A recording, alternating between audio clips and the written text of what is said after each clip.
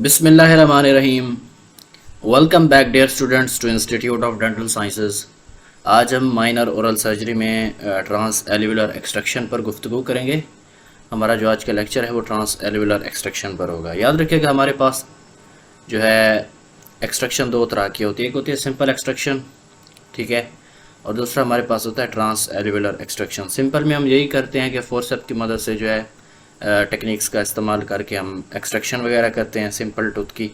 और ट्रांससेल्युलर एक्सट्रैक्शन हम उस वक्त यूज़ करते हैं जब हमारे पास क्राउन जो है वो स्ट्रेंथ में नहीं होता, यानी कि जो हमारा फोर्सेप होता है वो क्राउन को सही तरीके से जो है वो ग्रिप नहीं कर रहा होता है, क्राउन कमज़ोर होता है, टूटने का खदशा होता है। या उसके अलावा कभी कभार हमारे पास जो है वो बिडियार केसेस भी आ जाते हैं। तो इस केसेस में इस तरह की जो हमारे पास एक्सट्रैक्शंस होती हैं उनको हम ट्रांस एल्वियोलर एक्सट्रैक्शन के थ्रू जो है निकालते हैं, ठीक है।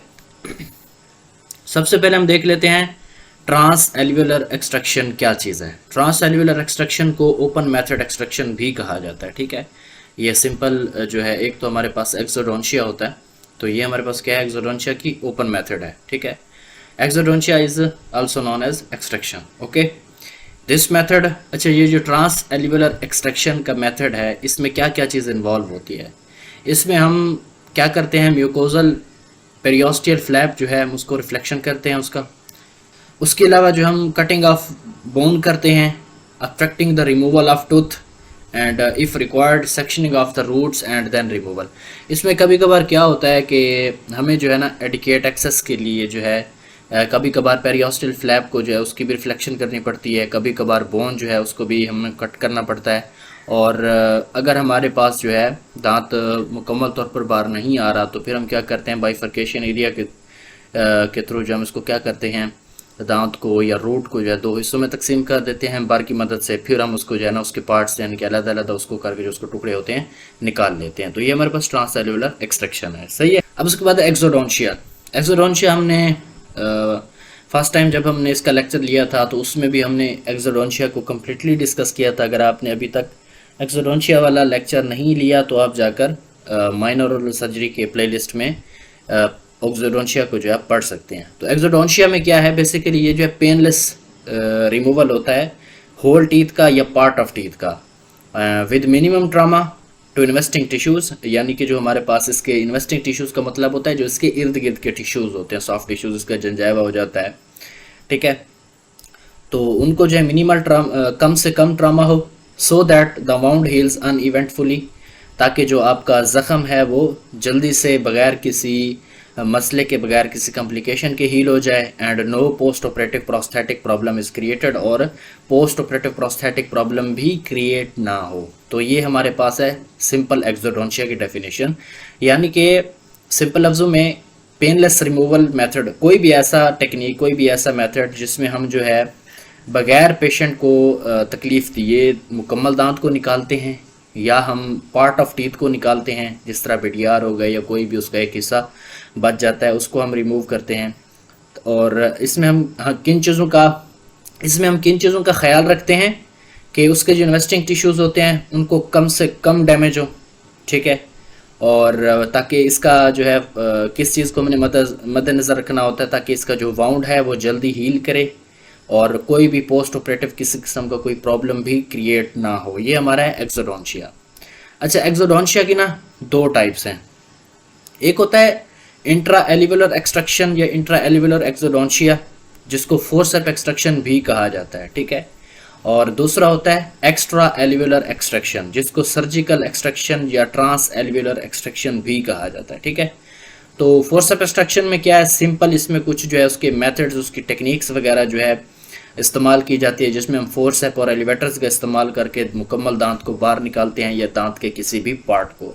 और हमारे पास जो एक्स्ट्रा एल्वियोलर एक्सट्रैक्शन है ये कॉमनली सर्जिकल एक्सट्रैक्शन के नाम से भी जाना जाता है या ट्रांस एल्वियोलर एक्सट्रैक्शन के नाम से भी इसको जाना पहचाना जाता है, ठीक है। और ये जो है ना ओपन व्यू टेक्निक है, ठीक है। स्टडी करते हैं। पिक्चर मैं आपको दिखा देता हूँ कि किस तरह से जो है हमारे पास ये एक हम फोर्सेप्स के थ्रू जो है या एलिवेटर्स के थ्रू जो हम दांतों को बाहर निकालते हैं। और इसी तरह अब हमारे पास ना इसकी कुछ इंडिकेशंस हैं, ट्रांस एल्वियोलर एक्सट्रैक्शन की या ट्रांस एल्वियोलर एक्सोडोंशिया की कुछ इंडिकेशंस हैं कि कब ये हमारे पास जब इंडिकेशंस होंगी तो हमने जो है ये काम करना है। कोई भी ऐसा दांत जिसमें आपकी फोर्सेप एक्सट्रैक्शन को वो रेजिस्ट कर रहा है, यानी कि आपका जो फोर्सेप है वो आप उसको ग्रिप नहीं कर पा रहे और उसके टूटने का भी खतरा है, यानी कि कोई भी ऐसा दांत जिसका क्राउन फुली जो है ना वो सही नहीं है और आपकी ग्रिप जो है वो मजबूत नहीं हो रही, तो उस केस में आप ट्रांस एल्वियोलर एक्सट्रैक्शन की तरफ जाते हैं। उसके अलावा हमारे पास जो बीडीआर वगैरह होते हैं जिसमें हमारा रूट फोर्सेप जो है वो उस वक्त काम सही उसके ऊपर ग्रिप नहीं कर रहा होता है, तो उस केस में भी हम क्या करते हैं, ट्रांस एल्वियोलर एक्सट्रैक्शन की तरफ जाते हैं।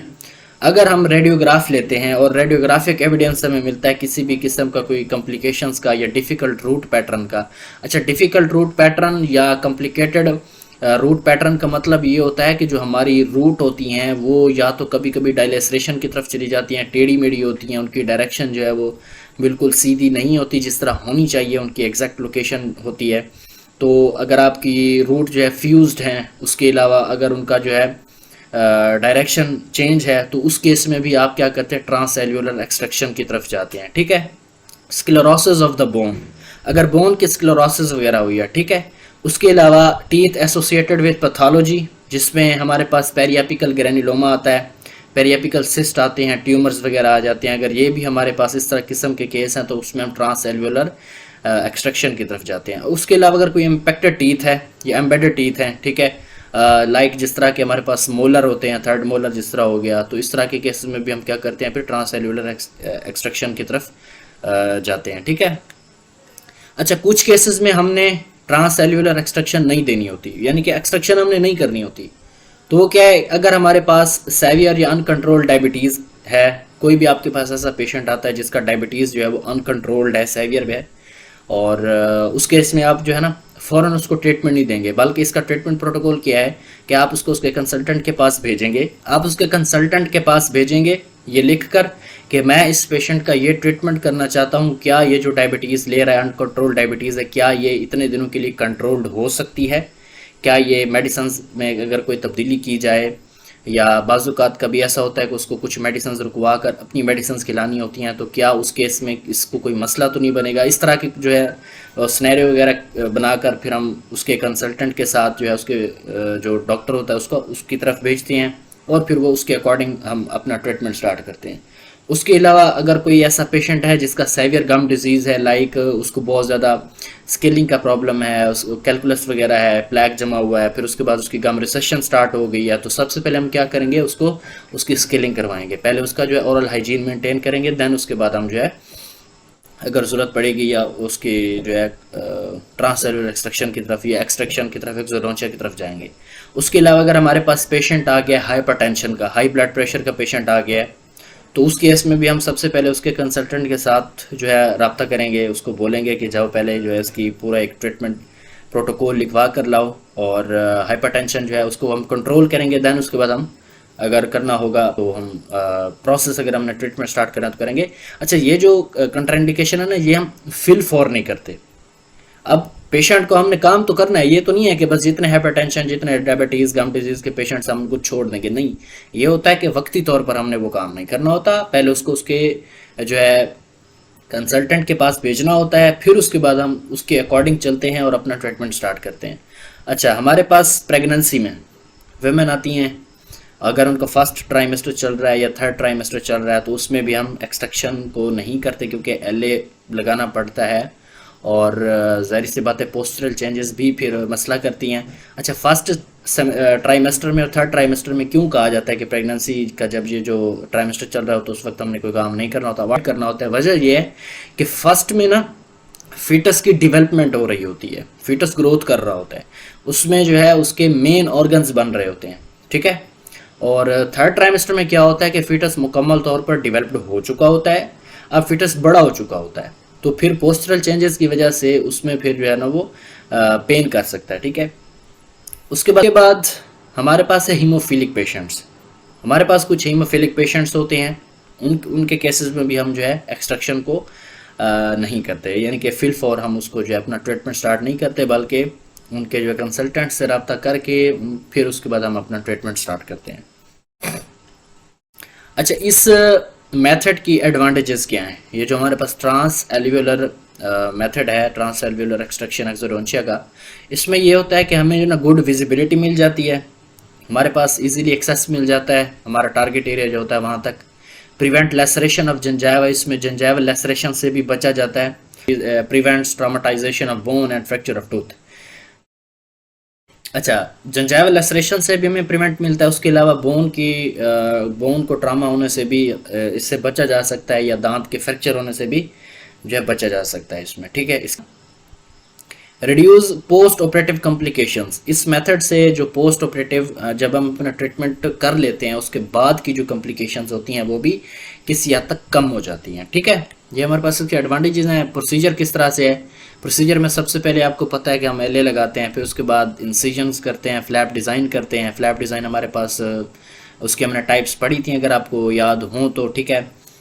उसके बाद जो है बोन रिमूवल हम करते हैं, सेक्शनिंग ऑफ टूथ करते हैं, एलिवेशन ऑफ टूथ करते हैं, smoothening of sharp edges of bone करते हैं, डेब्रीमेंट ऑफ सॉकेट करते हैं और सुचरिंग ऑफ फ्लैप करते हैं। ये हम आगे इसको डिस्कस करने वाले हैं।